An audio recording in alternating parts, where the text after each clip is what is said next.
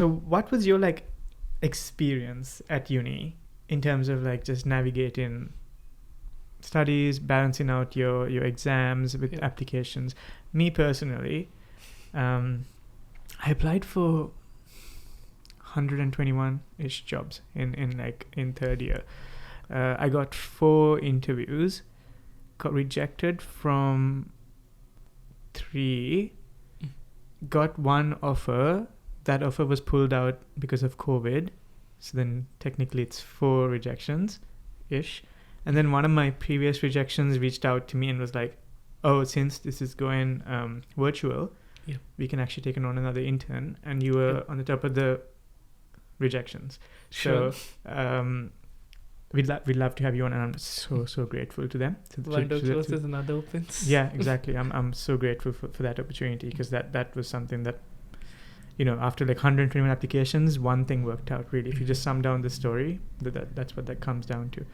I guess like, what was your experience like in both, you know, getting to uni, managing jobs? I remember you also cared about studies. Yeah. It wasn't like you were like, oh, there are some people who are like, you know, the job is the most important thing. I don't actually care about the grades I get. Yeah. But I remember you also cared about the grades you got. So what was your experience in terms of uni and applying for jobs? The same. In a word, the same. It's difficult, right? Because I've noticed that the job hunt when you start your undergrad starts from day one, and I just feel that's like a bit too early, and it's difficult for like people, like especially like for us, right? Like we came from a completely different country. You're adjusting into a new culture. You are making new friends. It's such a different part of your life that's going on, and the fact that you're still adjusting to it, but you also have to manage your grades, but you also have to apply for jobs, but you also have to network and all that, and it's overwhelming. It's very difficult to do, but thankfully, I guess I didn't really know how important all this was, so in my first year I didn't really do too much, which was a bit helpful, where I was just like kind of figuring out like uni, like it was such a different experience from school, like coming from India to like moving to London, a place that I'd never been to before, like kind of just like adjusting and making new friends and just like having a bit of fun really, like that's what I ended up doing in my first year. And then I realized, right, so spring weeks have already happened, I don't know what I'm doing, let's kind of join a few societies and stuff. And then I ended up doing the London Strategic Consulting thing, and that gave me an idea of like what I wanted to do in my career and everything. And after that, like it does get intense because like there's still a lot of commitments that you have from university.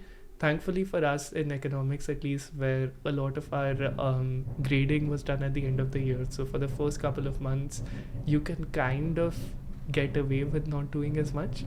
And that's what I did when I was kind of applying a lot. And I realized that the earlier you apply, the better, which is something that I didn't know.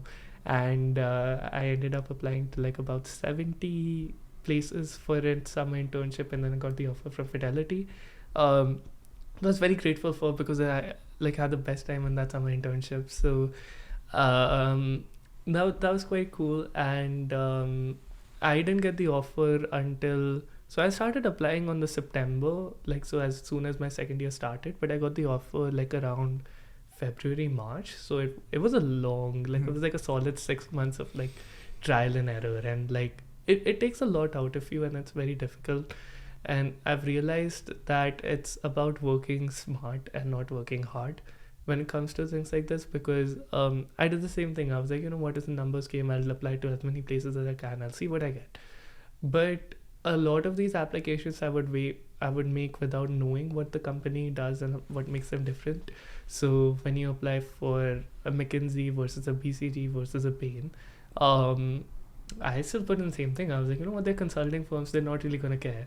But they care, because they are different firms at the end of the day. And you have to tell them that you know how they're different and why they're different. And the reason why they're different is the reason why you like them.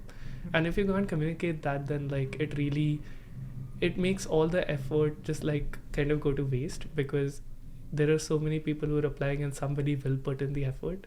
So in my third year, I decided to not do as many applications. I did only like about 25, maybe 30 at best. But that was also because I got an offer to come back at Fidelity. So I did have a backup, and I just applied to places that I really cared about and I really wanted to work at. And because I had such a good time at Fidelity, I wanted to apply to places where I could be sure that I would at least get an experience as fruitful, if not more. So that really drastically reduced the list down, and wherever I applied to, I made sure that I at least tried to speak to someone who works there.